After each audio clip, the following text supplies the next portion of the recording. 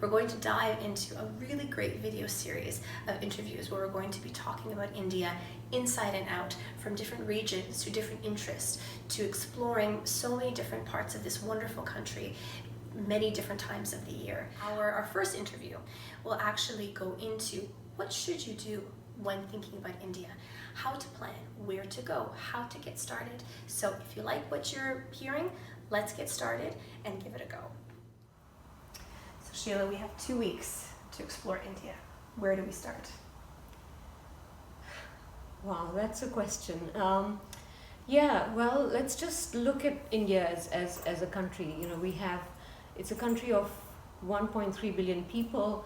We have 22 official languages, over 1,600 different dialects, 4,700 daily newspapers, and over 600 movies annually, 2 billion movie tickets sold, the world's largest, or rather the oldest university at 500 BC, the world's oldest living city, 5,000 years old, and yet some of the world's largest software IT hubs. So how do you tackle a country like that? Is that the question?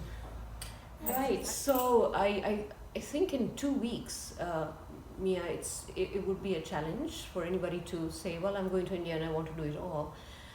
Really, when I'm sure we've all met people who are India-philes and they love going back to India.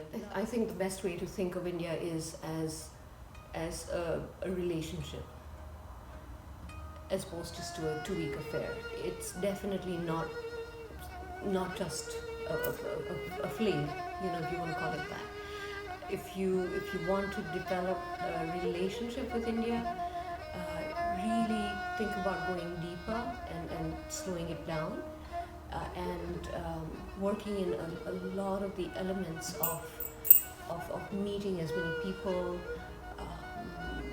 interacting with the locals, going into the villages, going into the cities, and really that is where the living heart of India beats. And the more you can tap into that, the more you're going to fall in love with this country and eventually have your own relationship with this country, and also eventually keep going back, because it's a great destination to explore over a lifetime of travel.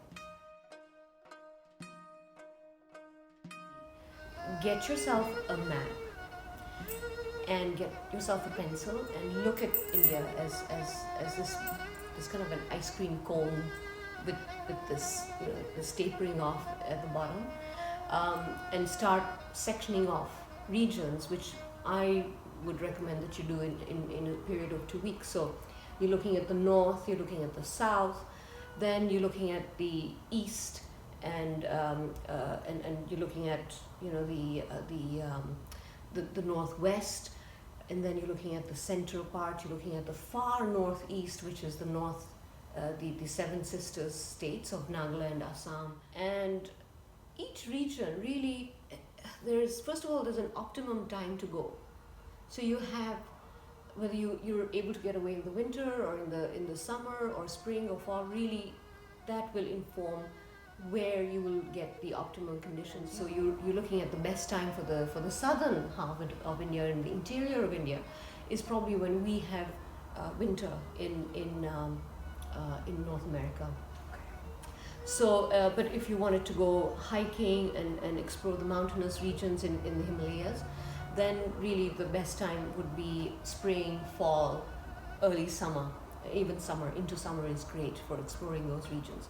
So really figure out when you're able to get away. And then make a list of your interests, because India can speak to practically every interest that you have. So whether it's history, archaeology, whether you love monuments that are uncrowded, whether you love yoga, Ayurveda, tea, wildlife, textiles, culinary, there's just so much. Every single one of those that I mentioned, and there's a lot more, every single one of those is in this country of huge diversity, every single one of those interests is a main event. So make a list of your interests, and I would suggest maybe keep that down to maybe 3 or 4, but certainly not more than 5, because then for you to cover that within a period of 2 weeks is going to be packing too much in.